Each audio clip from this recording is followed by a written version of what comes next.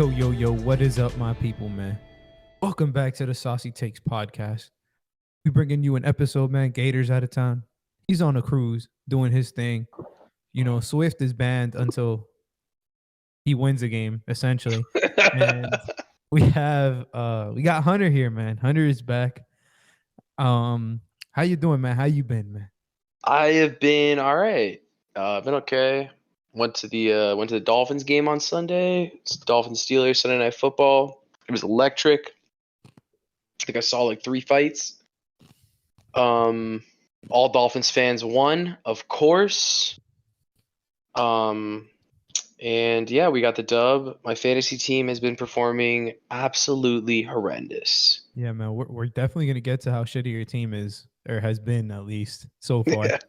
But we're gonna talk, man. We did the saucy takes last week.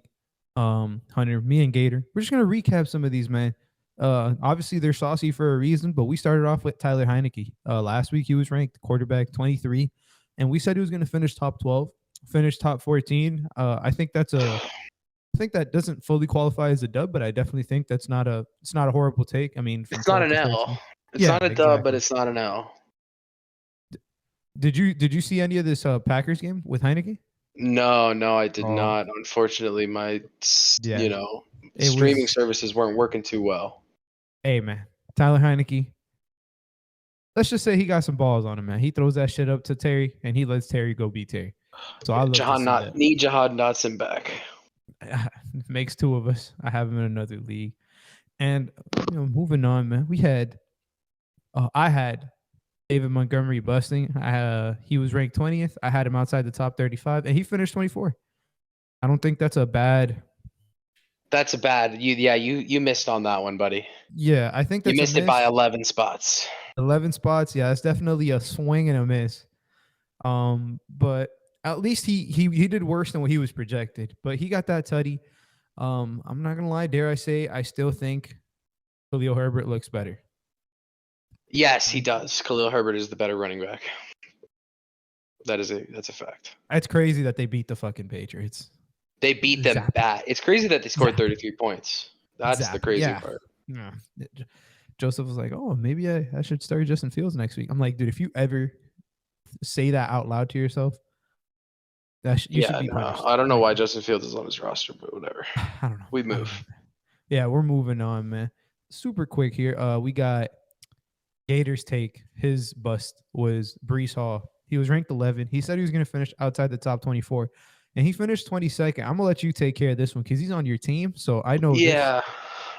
Breece Hall was projected 14.23 points in a PPR format. He had 13.2. He had 4 carries.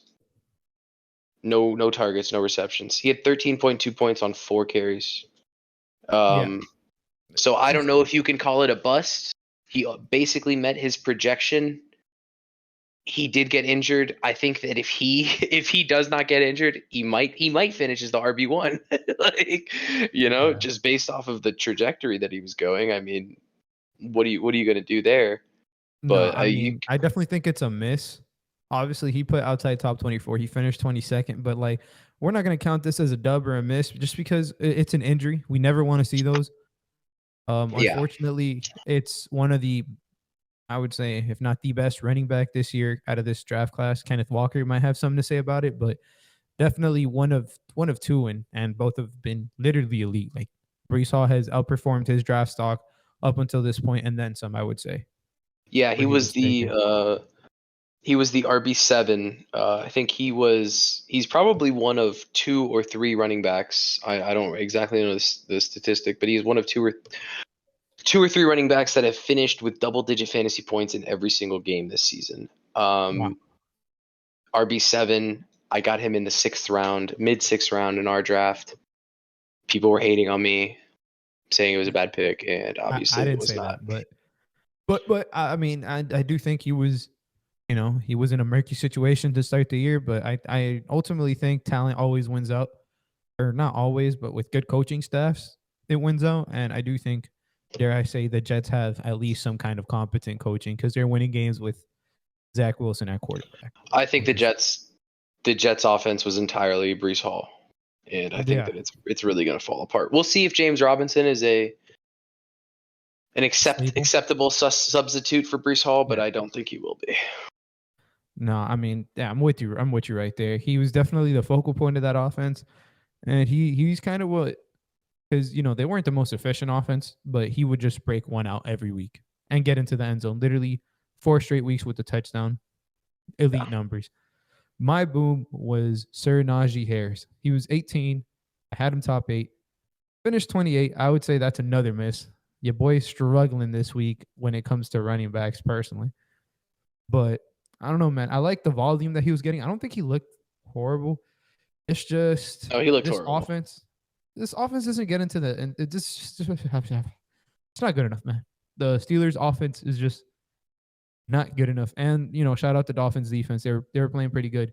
But that last play that Pickett threw, I don't know who he threw to because He threw to, was it Pickens? I think it was Claypool, but I mean, might as well have been the Dolphins corner because what the fuck was that? It was Yeah, horrendous. Kenny Pickett runs there. He might get a touchdown, but there is 100% chance that he gets a first down and he Yeah, gets out of bounds. I don't know. I don't Rookie know what the. mistake. Yeah. I definitely miss on this one though. I'm not gonna lie, and I'm gonna give Gator some props on his last boom because pulling him up right here, Ezekiel Elliott, man, absolute banger of a pick. He was ranked 17. He said he was gonna finish top 5. He finished 12th. That's not really the reason I'm gonna give Gator credit. He said he was gonna score 2 touchdowns, and little do we know Zeke scored exactly 2 touchdowns. So if you would have bet that 2 touchdown prop, send some donations to Gator's way, man. Yeah, Yeah. he's on the cruise right now, man. He's living life, man. A little extra change for them excursions. They don't be hurting, man. So go hit my boy up on his Twitch and send him some gifted subs or something. I think, yeah, Zeke was great, honestly, this week, and Pollard too. Just take away Detroit's defense, awful. Start every running back against Detroit. They are putrid on defense. I think a bigger takeaway from that game rather than Zeke is how Dallas scored. How many points did Dallas score? 24, and they got like a last second touchdown, right? Yeah, it wasn't. How do you only score 24 points against Detroit's defense? I mean, that defense is horrific. It They is threw a really bad.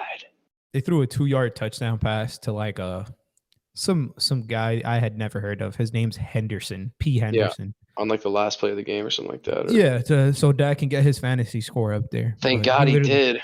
He literally said it too post game. And I mean, unfortunately, going from one of Gator's best plays to what I think is probably the worst pick we've ever had in the history of the show, the Drake London boom. He had Drake London going top 15. He was ranked 25. He finished 85. Yeah, I don't know. Exactly what you just said, man. It's Drake horrible. London, it's not anybody on the Atlanta Falcons is not a sustainable fantasy option. Is Kyle Pitts a bench candidate? Kyle Pitts is like a drop candidate. I don't. Yeah, I mean, I don't. If Kyle disagree Pitts with you. isn't drafted where he's like, if Kyle Pitts' ADP isn't that high, He gone. he's like not on a roster. Nobody has him. He doesn't do anything. Drake London started the year so well, but then this team really started showing their true colors. The fact that they don't want to throw the ball, and it's crazy because this game they were down 17-0, and they were still running the ball. They were down 17-0, and Marcus Mariota threw 13 pass attempts. I don't want nobody to do with this team. Nobody, not Mariota. Maybe Nothing. maybe Cordell Patterson when he comes back. Maybe. Yeah. We have to see how like the schedule shapes out. I know he's going to miss 2 to 3 more weeks, so he might be seeing Chicago, Washington. Washington's actually been very, very good against running backs, so I don't know. But again, guys, this feels like the Bears 2.0. I'll be very, very honest. I don't like it. So yeah, it's bad. Going from his shit, like that was probably his worst pick, to my worst pick. I said Juju was gonna bust. I said outside top 40, and I should have said just top 4 and not with the T because he literally finished 4th. I sold. Juju looked. This entire offense looks fucking incredible. I don't know what's going on over there. I don't know. They said that they were playing Warzone together the day before, and they had the comms. It was him, Kelsey, Mahomes, and MVS, and they were just hopping into Warzone getting dubs. Apparently, that's what they said, man. Post game conference, I was like, I mean, I guess, like, how does that get you 7 for 124 in a tutty? If that's the case, man, if y'all ever see me playing pickup, just know I played Warzone beforehand because we got to go and scut people. Yeah, It's literally incredible what this man just did. How do you? Didn't you drop him in the league? I did drop him. Yeah, That's so tough. I have about 1,000 wide receivers on my roster, and I've slowly started weeding them out. And he was a drop can. He was the worst wide receiver I had on my roster. I just there's no other way to put it. Are you keeping him over Devontae Adams? No. No, Are you, obviously not. are you keeping him over Michael Pittman? No. Are you keeping him over Amari Cooper? No. Are you keeping him over AJ Brown? No. The only option that there was Alan Lazard, and just based on when I dropped him, Alan Lazard was outperforming him by miles. Yeah, you definitely should have looked to trade him, but I mean, I don't hate. I did look to trade him. Do you remember? You and me, we talked about it for, I want to say, 6 hours. You didn't want him, so I did not want him, and I mean, low key, I kind of regret it, but at the same time, not really. I don't know if this is sustainable. I mean, if you have him, hold on to Juju because he is doing you good. That offense is doing you good. So I mean, everybody was clicking that last game. Even MVS had over 100 yards only on 3 catches. That's definitely I fumbled that bag. But moving on to some better takes, we have Gators bust of the week, Tyler Lockett. Was ranked 14. He said he would finish outside the top 30, and he finished 32, right on the cusp. Had the target volume you would like, but just absolutely no yards per catch. 7 catches, 45 yards, 8 targets. I don't know, just didn't look pretty. What do you think? And this is yeah, with DK getting hurt too. yeah. That's what I was about to say. This offense is electric, which is weird to say. Dare we say? Dare I say that the Seattle Seahawks with Geno Smith at the helm, their offense is electric. If I would have said that before the season, somebody might have smacked me. I They mean, would have laughed in your face, bro. I would have been yeah, one of them. it is. And so you have your top two offensive options in DK Metcalf and Tyler Lockett really not performing that well, and you're still dropping 37 points. Kenneth Walker breakout game. Yeah, just Marquise Goodwin. Yeah, like Nuclear. it's always the worst when you have players on a team and then you just see like a bum who's like you've never even heard of score like 3 touchdowns for like 250 yards. It's like, who is this guy? It is literally the worst experience in fantasy is when, like, for the Ravens, like Demarcus Robinson will score a touchdown. You're like, come on, guys. Yeah. It's like, I don't. It's a tough. It's bad. It's tough. Yeah. It's like watching that Ingold guy for the Dolphins score a touchdown. You hate to see. I don't think he scored a touchdown this season. Yeah, but I'm saying it's the same thing. It's somebody, exactly. And the last guy, which I did hit on, I'll give myself some props, man. It's F1 season, man. Scary Terry hours. I said he was gonna boom. They had him ranked 27. He finished top 15. I mean, I had him top 15. He finished 11. So, I know his stats: 5 for 73 and a touchdown. They don't look. His yardage doesn't look elite, but he literally iced that game. They were.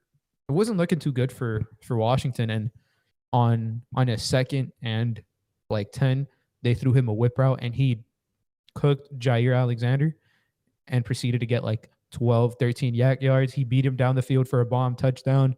He got missed a couple of times by Heineke, and he was actually beating him. And then on 3rd and 9, Heineke just threw up a prayer, and Terry brought it down to like literally win him the game. They just kneeled it out from there. And this is one of the things I talked about with Gator, man. The 2 games that Terry McLaurin has played with Tyler Heineke as his starting quarterback versus the Green Bay Packers, he averaged over 20 fantasy points a game, and he finished with 19. There you go. It's literally that simple. The analytics don't lie. Analytics don't lie, man. Heineke knows how to get this man the ball. It's just sometimes it's literally that simple. Finally, they got, we'll get to it, but there's another person who finally started getting the ball, and he finally performed this year. So, I mean, that does it for our saucy takes. I would say we had or me and Gator had a pretty rough week. Once you say this was the worst week we've had. Last week we were elite. You know, it comes with the takes, man. Sometimes you just Yeah. struggle. We're gonna It's go to the yeah, yeah. it was a bad week, rough week. It was just, I mean, the Heineke, Zeke a little bit, Najee, no, Brace doesn't count. Yeah, it's just again, it's probably the worst week we've had, but hopefully we can make up for it here with some stellars and sellers. We're gonna start off with. I thought this was the matchup of the week. It was the two top teams. They were both 5-1 going into it. I picked Gator as Gator picked himself as well, and he lost. Cherry, Herbert, just on a tear this I year. mean, she scored 180 points. She was the top scorer on the week with a combined 1.9 points from Michael Gallup and Drake London. Drake London. Ouch. Also, 7.7 from Robert Tunyon. Not a great performance, but what will get you to 180 points is 26 points from your defense, is 23 points from your flex player, is 30 points from your wide receiver 3. Yep. The fact that this is crazy. Tyler Boyd just had one of those games. And obviously we know her running back situation. It is elite. Josh Jacobs, Nick Chubb. Her quarterback her situation is pretty good, I would say. Dare I say, like one of the best. Geno Smith at the helm. I mean, he's been performing out of his mind. Yeah. And Justin Herbert, we know what he can do. Yeah, Gator losing this game. It's not a great look. On his team, I will say, obviously, you touched on her stellars. I don't know. I know we mentioned her running backs, but Josh Jacobs in specific just went absolutely bonkers this week. He looks like somebody you don't like. Do not trade this man away. But don't sell high on this man, because I don't think selling high on him exists. I think he's going to be RB1 rest of the year, like top 10 running back rest of the year confirmed. Not like the best one, but top 10. Yeah, no, he's an elite level option for sure. It just took a while for Josh McDaniels to realize that he had a running back in the backfield. I don't think that he knew Josh Jacobs existed until about week 4. Thankfully, he realized that he does. And Josh Jacobs is showing everybody why he should get a big contract. He's proving the haters wrong. One thing we like to say, man, is don't play with people's money.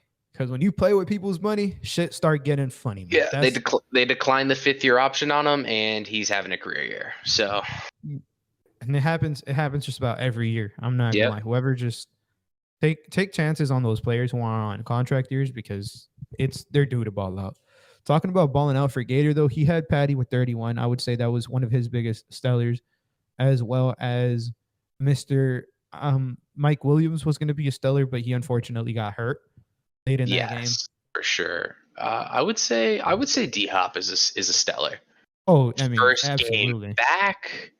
14 targets. 14 targets, 10 receptions, 100 yards. He didn't reach the end zone, but I mean, still, like, that is a stellar game considering it is his first game back for sure. Yeah, he definitely had some people who kind of crapped the bed. Started with Uncle Lenny, man. He didn't want to show up, man, against the Carolina Panthers. To be honest, the entire Tampa Bay offense didn't want to show up against the Carolina Panthers. Shocking. They were the biggest favorites, I think, all year, and they It was like a 10-point spread, right? I think it was even more than that. It might have been 13.5, actually. But yeah, I know they lost. They were minus 800. Tampa Bay was, which is ridiculous. Yeah, I had a teaser cooked up with Tampa Bay was in there. I think I had teased that. I think I teased them to minus like 3 or something like that. I think I had like a 10-point teaser.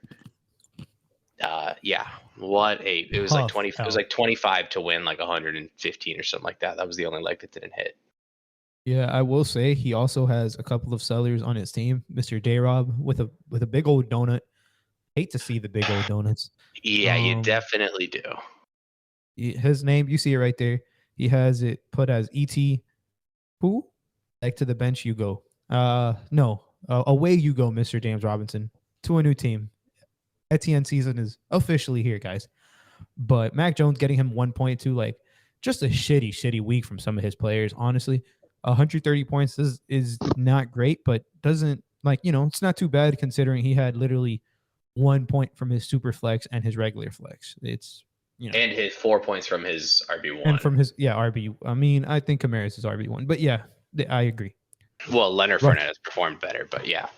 I mean, are we really going to go there? Can't disagree, but Kamara is still better. I don't care what the fucking stats say. I guess. He was hurt and he's back and he hasn't scored. He's Himothy. Moving on to the next game, though, we have Blurry Clapper and Big Flex, man. We actually both took Big Flex and he won. So, we were pretty spot on. Starting with the loser here, because, I feel like Blurry Clapper every week has been just downhill, man. What happened to this man? At one point, people were saying he was the favorite to win the league. And this team is just little by little, it's just deteriorating.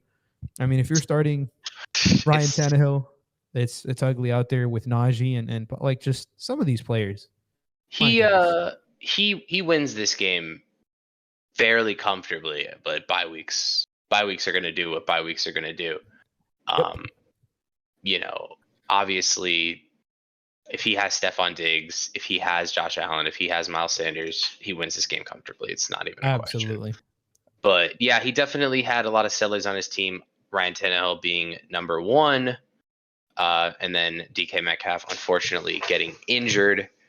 And who could have predicted the Tampa Bay defense to get 1 point against the Carolina Panthers? That is a seller. Usually you don't want to include that in the it wouldn't be included in the sellers and sellers, but I mean it's an elite defense and they got 1 point against a horrific. It's an elite defense, and that was an elite sell job. So that's why they're included. And Rondale Moore getting him 4 points after just coming off of like consistent PPR, weeks is rough for him. Yeah, but on the other side, man, the Stellars for Flex, he doesn't really have anybody who particularly stands out. He just had a bunch of players kind of just go out there and do their job. Zeke, Pierce, Ayuk, stuff like that. Terry, but nobody in particular went crazy. But unfortunately, man, he's got Kyle Pitts on his roster, and boy, do I not envy this man at all. At all. The seller of the year is Mr. Kyle Pitts. Yeah, it is definitely unfortunate, for sure. Why he has Pat Fryermuth on the bench still is mind-boggling to me. Kyle Pitts is not – he's a great tight end. I'm not going to say he's not a good tight end. Kyle Pitts is not a good fantasy tight end at all. Yep. I think Pat Fryermuth should definitely be the starter for this guy from here on out, for sure. His sellers, though, as we were just saying, Kyle Pitts, can we really call it a sell? That is are we calling any Kyle Pitts disappointing performance a sell? I mean, I think we have to because of where he's taken and just, I mean, he sold by not starting Fryermuth over him. He still got the win, so it wasn't horrible, but like, yeah, at the same time, man, like, yeah. This is honestly, if you can get Kyle Pitts for like the minimal, like the worst, like some fab, get him for some fab. Get him for some fab. Like he should still be rostered because, like we said, the talent is there. And with the Falcons looking the way that they've been looking recently, I don't think it's too long before Desmond Ridder takes over. And who knows, maybe they throw the ball a little bit more because, you don't want to go into next year's draft without having a true like grasp on your quarterback situation. Maybe Ridder looks like he's going to be the guy and maybe he doesn't, but I think they're going to give him a shot here anytime soon. Yeah, for sure. I think that he just like he had some, he didn't really have any stellars. He also didn't really have that many sellers. Yeah. Debo, 9 points. It's unfortunate, but injuries are going to happen. Debo tweaked his hammy. There was another wide receiver earlier in this year who tweaked his hammy, who everyone thought was going to, I'm looking here, I see Debo is day to day. Keenan Allen was day to day after his injury week 1. He missed 6 weeks. And then some, because he wasn't really looking like himself last week. He didn't play in the second half in the Seattle game this past week. He said, I think he came out and said that he just didn't feel like he could really pop. He didn't feel explosive, and he didn't want to force it and re-injure it. So good for him to take the initiative to, sit himself down and not put himself in a worse situation than he already is. But I think it's important to monitor this Debo situation, because hamstrings are no joke. Yeah, ask Kadarius Toney. He's missed the whole year because of hamstrings. Literally the entire season. One hamstring and then the other. Hopping into your game, man, because we're gonna talk about your game here. Of course, Hunter for solid. I actually picked you to win, man, and you sold me. What is up? Bad pick. Bad pick. What are you gonna do? Breece Hall probably goes for 30 points. He doesn't get injured. Let's be real here. Breece Hall is an elite receiving option, as we've seen. And he had 13 points and no targets. I think that he honestly goes crazy if he doesn't get injured. But it's just a bad week for me overall. But what are you really gonna do when Austin Eckler goes for 36 on your head? Yeah, I was gonna say your team doesn't really, like, I guess your biggest seller is Pittman, because 9.8 is not something you want to see. But I mean, even 9.8, like, if that's your worst player on most weeks, you typically should win. But you also don't have anybody really pop aside from Mr. Raheem Mostert. Your quarterbacks, I would say, are kind of your seller though. Dak and Derek Carr. Obviously Dak for different reasons, and Derek Carr hasn't been performing. But Derek Carr, I feel like this year it's been the Josh Jacobs show, so he's kind of taken a back seat and not really been the guy that most people expected him to be. At least the guy that I expected him to be. Yeah, it's been a tough year for Derek Carr for sure. I don't think he's met projections once. You would think getting a huge upgrade in the wide receiver position would bring up a quarterback's value, especially quarterback like Derek Carr, who he's always been like a middle of the pack guy, but he's never really had an elite option. I think his best option that he's had his entire career has been Amari Cooper. Crabtree and Cooper. Crabtree, because that was Crabtree. Right.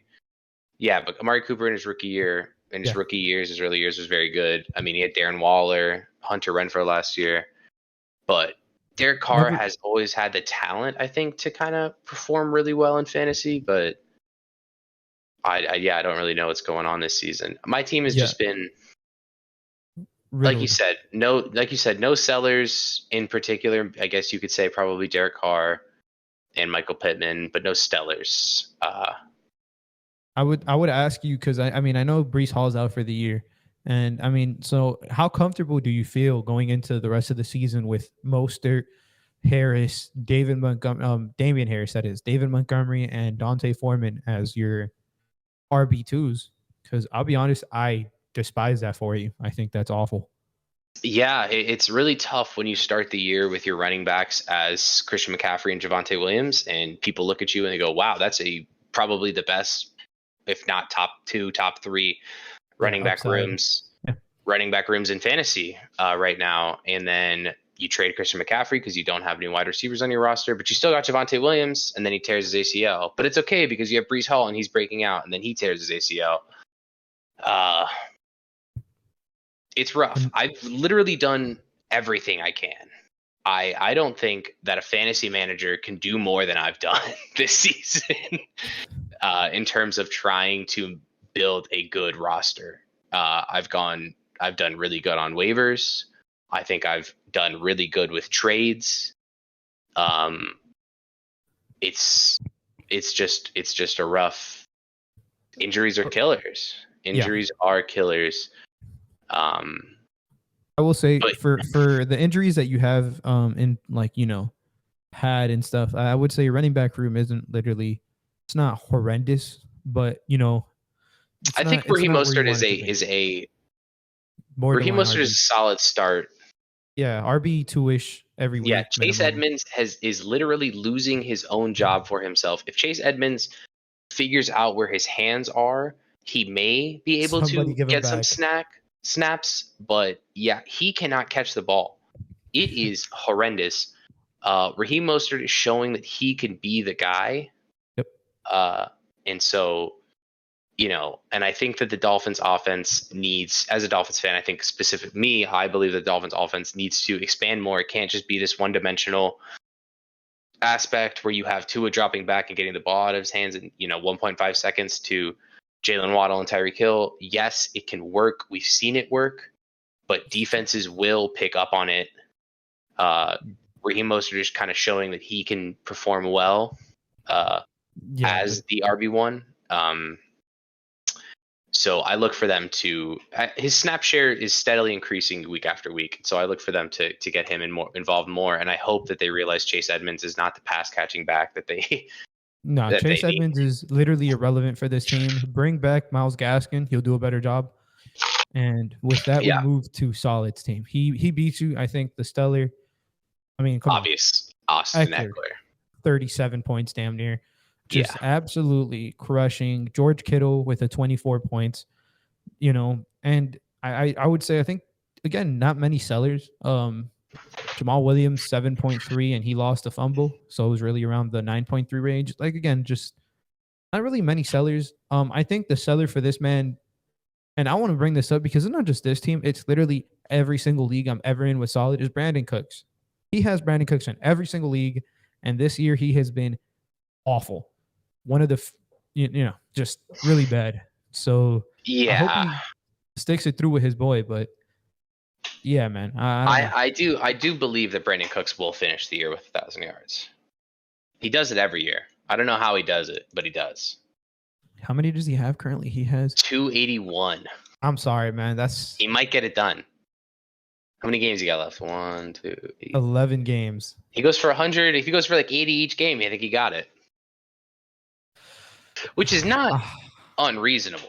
I'm not taking you up on that offer. And I would say he beat you without Jalen Hurts. That's kind of my biggest. Tyler Higbee. And yeah, I mean, I guess Tyler Higbee he's been pretty good, but he's got Kittle, so he's got Kittle, so it's not the end of the world. Yeah, I mean, what do you? I had AJ Brown, but are we really going to be here going to compare AJ Brown to Jalen Hurts? No. Yeah, fully understandable. You took your L to the chin. I think you can bounce back. I don't think your team's horrible. Maybe you should cook up a trade or two. I'm like all out of trades. I can try, but I'm traded out. Be in the kitchen, man. You're in there with your team, man. You can't give up now. Yeah, your roster is bad. You got some receivers to spare. Figure something out, man. Yeah, you want some? I'm chilling, man. I'm very chilling. Actually, we're gonna go to my matchup here, as I moved to 5-2. I beat Tony Bananas. Pretty comfortably, I would say. I'm gonna definitely talk about my seller, and I know y'all see Lamar Jackson and Mark Andrews stack giving me just under 12.5 points, and I won. So I am very grateful that I won. But my goodness, can we please get rid of Greg Roman as the OC? I don't know if you know, but after the game, Lamar was asked by the media, by like the press, how come the passing game isn't working? Like, what's going on? And he said it's very difficult to get into a rhythm when you pass 16 times a game. And I literally think I couldn't have said that shit better myself. We have the most predictable offense. As somebody who watches the Ravens every week, and I wouldn't even say I'm like a diehard, like, oh, they're running cover 3 here with this. And like, I'm not really that, but like, I literally know the entire Ravens playbook. I watch the game and I'm like, all right, run middle, Gus Edwards. All right, run outside. All right, quarterback counter. It's the most predictable shit every time. I know when they're going to do it. They need to get better. And my bad, man. I had to rant about my fucking – they pissed me off. Nah, you're okay. It's okay. Listen, yeah. Stellars, though. Talk about Stellars. Yeah. Team Eno, we rise, man. I am all for – that's been my guy all year. I think I said he's better than James Conner. And he comes out here and he does what he did. James Conner hasn't done what he did this entire season.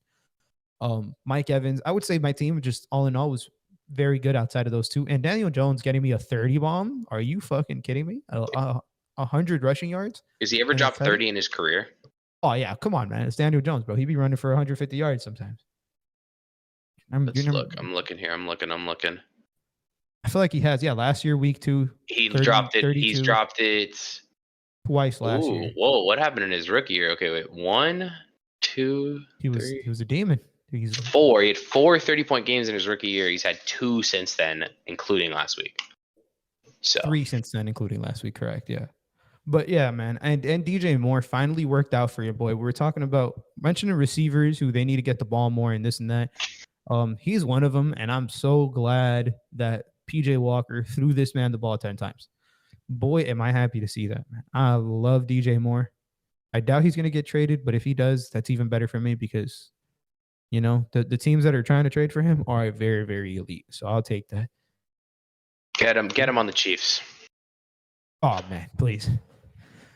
Don't tickle my fancy with that, man. PJ Walker might be better than Patrick Mahomes, but whatever. Moving on to Tony's team here.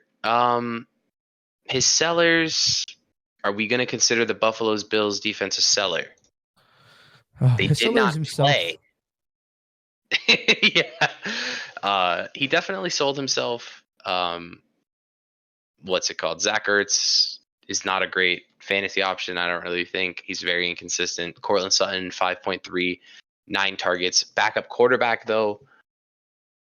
You know, how it's kind of expected to get, you know, to get worse unless you're Tyreek Hill, obviously, when you're playing with a backup quarterback. But do you think that's the case? Because I actually disagree with that take. Yes, I definitely think so. It's because let's pick another mid-tier option, right? Actually, we don't even need to. We don't even need to. How about this? We will come back to this next week or 2 weeks from now, and we will look at a player who I think is in a very similar boat as Cortland Sutton in terms of fantasy viability. Michael Pittman, exactly. Okay. Michael Pittman with Sam Ehlinger at the helm. We will look and see how he performs, right? Dude, and I am so pro Pittman. I think people are so quick to jump off of ships. We've seen it this year several times. Literally, we've spent the whole year seeing it. Geno Smith has done what Russ did to DK and Lockett and then some. Like, they've been just as good. That's just one example. When Teddy and the Thompson kid, you know, Tyreek Hill was still performing. That's Tyreek Hill, though. Tyreek Hill. But check me out, though. McLaurin is still performing. CeeDee Lamb is still performing. Like, I think that Taylor Heineke is a better quarterback than Carson Wentz, but I'm not going to get into that. Yeah, but regardless, I'm just saying, like, these elite tier receivers, if they're elite tier receivers, they will work with whatever quarterback, point blank, period. But here's the real question. Are we putting Cortland Sutton as an elite tier receiver? No, right? No. I mean, Cortland Sutton, no, specifically. I don't think, you know, they had enough time to prep and stuff like that. And come on, man, he's getting guarded by Sauce, man. You know, anything Saucy out here is just, it's elite. And Sauce Gardner is literally elite. Clamp that shit up. Man. So, I mean, I'm not going to blame him, but like Pittman, if people are selling Pittman, go get you Michael Pittman. That's all I'm going to say on that subject. I think yeah. Somebody who has Michael Pittman, he's trying to trade him. I don't want him, but I mean, I'm just saying. You want Michael Pittman? No, I'm chilling, man. No, okay. Give me Saquon. We'll talk. Okay. Denied. We talked. Yeah, that's as far as the combos are gonna go. He's really only got one stellar. Penny. Actually, no, two. David Njoku, but yeah. David Njoku is out for 2 to 5 weeks with a high ankle sprain. Unfortunately, but I think the big name, one of the biggest names on the week, is Kenneth Walker, rookie running back, breakout year. I call him Kenny Two-Steppers, man. I love that, man. Kenny Two-Steppers, man. He'd be two-stepping everywhere. Two-stepping to the end zone 2 times. He went crazy. He had 28.8 points with no targets. Yep. I guess he is not a pass catching back. I didn't really do my scouting report on Kenneth Walker, but he is. But they have DJ Dallas, and I know as a UM fan, you know, like that's kind of his entire yes, they actually have two. They have 2. Yeah, and Travis Homer. Yeah. But I mean, I think Kenny Walker, it's time to sell him personally. Go get as much as you can for him, bro. I don't care. Have you seen his team? He traded away. He got Clyde for Alvin Kamara. That's the biggest seller there is for the rest of the year. Yeah, no, I don't know why he did that trade. I thought he got fleeced. I told for sure. I'm a Clyde Edwards-Helaire hater. I don't care what the fantasy point says. I look at the snap share. Yeah, no, Yeah, Pacheco started last game. He yeah, got more it's carries. He over. had more receptions. Clyde Edwards-Helaire took a touchdown. So yeah, his fantasy value is pretty much, barring a Pacheco injury, it is non-existent. But yeah, rest of his roster, nothing too exciting. Bunch of Yeah. middle of the pack players. Going But from what you just said about nothing too exciting, let's talk about Swift, man. 0-7, brother. This 7. guy stinks. My God, just he put up awful, bro. a valiant effort, I will say. 141. Whoa, what's going on here? What is going on here? We got somebody snuck in here. What you got to say? What you got to say here, Swift? Just be quiet. All right. Just need a little silence right now. Good morning, My team's gone cold, I'm wondering why I set my lineup at all. Most points against clouds up my window, and I can't see at all. And even when I lose, my friends are standing tall.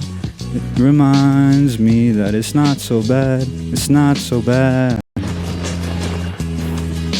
To Eli, I'm happy for you in the end. No one I'd rather lose to than my best friend. Many people think I'm tripping cause I'm 0-7. I hate to say this, but you're all just self-projecting. Your mental as strong as Matt Ryan's arm. I've been doing this for years, I am not alarmed. I take things week to week like DeAndre Swift. Once he comes back, my team might just shift to gear 4, 5, 6 and up. Week 14, I might just be 7 up. Even if I don't, I won't take my foot off the gas. I treat every play and game like it's my last. Many men praying on my downfall every week. Bulletproof like Brian, shots got me smiling cheek to cheek. The cook got lamb marinating for dinner. I can't lose when my friends end up as winners. Nothing to say, guys. That's literally What a beautiful performance. what a fucking performance. If only his team can perform as good as he did. Yeah, He'd be honestly. fucking undefeated. Yeah, he would be. He would be undefeated. That is unfortunate. We're gonna get to his team here. I'm shocked. I'm gonna give you some time to process that. I'm gonna let you take this one. You can go ahead and take the whole thing. He needs to recover. So I mean, his seller Matt Ryan, clear as day, just traded for him. If he would have been anywhere halfway decent, he might have, stood some kind of a chance. But I will say, Rashad Bateman's been selling him all year. I don't think it's really Bateman. I think it's the coach, like I've said. But the rest of his lineup wasn't horrendous. His second QB spot is also selling him. So just his quarterbacks in general, I think, cost him this L. But man, I want to give myself some props, Hunter, because he texted me and he was like, he needed some intel on the Ravens team. He was like, "Oh, what should I do?" He's like, "Tell me the truth. Who's going to be the running back over there?" I was like, "Dude, Kenyon Drake, it's a mirage. Justice Hill, it's a mirage. Gus is back, man. And when the Gus bus is there, you ride that shit till it breaks, man."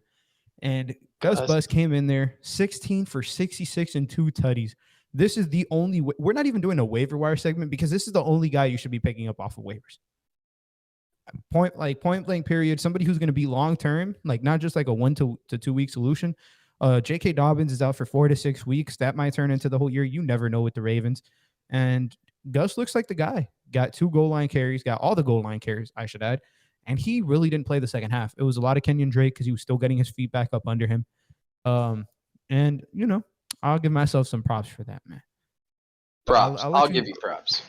Thank you. I'll let you talk about El Carbo's stack of the stellar stack. I mean, yeah. He should have lost this week. Honestly, Swift should have gotten his first win. But what are you gonna do when Joe Burr and Jamar Chase combined for damn near 80 points? He had if we're just being honest here, He had 2 stellars and the rest sellers. That's really all I can say. Joe Burrow, he went off. 34 completions, 481 yards, 3 touchdowns. He ran for 1 too, which sucks as a Joe Mixon owner. My heart hurts. Jamar Chase went nuclear. 8 got receptions. Low to a victory by that stack. 8 receptions, 130 yards, 2 touchdowns. And I mean, and he had another one. Don't forget, Hayden Hurst. He's all in on the Bengals. Someone trade this man Joe Mixon. Get him on the roster. Yeah, his sellers are 100% Amon-Ra. Unfortunately, injured. Injury. Yep. Robert Woods, can we really call it a seller? It's not that great. And yeah, unfortunately, Amon-Ra, CMC, I don't really. Yeah, we can call it a seller, but I think we can cut him some slack. Yeah, Just got traded. He doesn't know the playbook.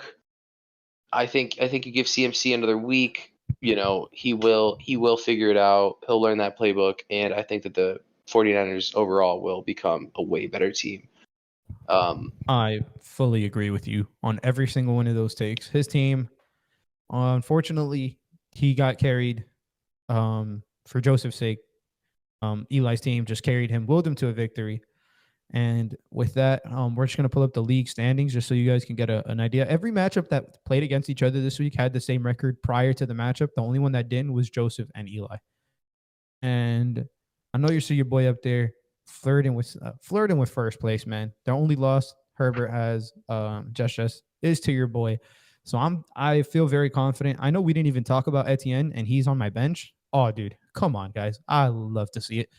Other than that, man, I don't really got much to say. I know you're down there in the dumps right now, man. 9th place, but only 50 waiver fab is crazy. I don't know how you're going to turn this around. I want to see what you're going to do, man. Maybe you got another couple of trades up your sleeve. I think the trade that you made with Eli somehow made both of you guys like your teams got worse. Like they stopped performing, or y'all started losing games. Yeah, it was crazy. I wasn't winning games prior to that trade, but yeah, I think it's okay because that trade cancels out with the trade that I made with you, right? Like it evens out. Because, I guess I would say that my team got worse with the trade with Eli, but it was a necessary evil, right? Like, it needed to happen. I didn't have any wide receivers on my roster. I needed a wide receiver option. A.J. Brown was that guy. He threw in David Montgomery and Damian Harris, and honestly, if Damian Harris doesn't get hurt that 1 week and Ramondre Stevenson doesn't blow up, I think Damian Harris still is like the RB1 in that backfield. He was performing super well prior to that injury. Better. Stevenson may be better, but what's it called? It would still be a split, but I think I would not consider starting Damian Harris in my lineup unless there's an injury. I am, regardless of injuries, I'm starting Stevenson every week from this point forward. I agree. That's just my take. I think for sure you have to start Stevenson, but it's okay because I fleeced you. So I digress. Fleeced? It's a strong word, man. But I'll give it to you. Devontae's been cooking for you. Mark Andrews had a down week, but luckily my team is 5-2, so I have not lost much. Yeah, so, it is unfortunate, but it's okay. Yeah. What are you gonna do? And wow. Man, it happens to all of us, man. Thank you for tuning in. This was it's probably the shortest episode we've done, actually. I hope you guys like the content so far. Remember to subscribe, follow us. We are on Twitter, TikTok, Apple Podcast, Spotify, wherever you get your podcast. We're there, man. So make sure y'all check us out there. And thank you, Hunter, for joining us. Swift for that legendary Grammy nominating performance. I'll make sure I send him a medal because that was truly spectacular. Bad Bunny could never. And as always, guys, stay saucy, my friends.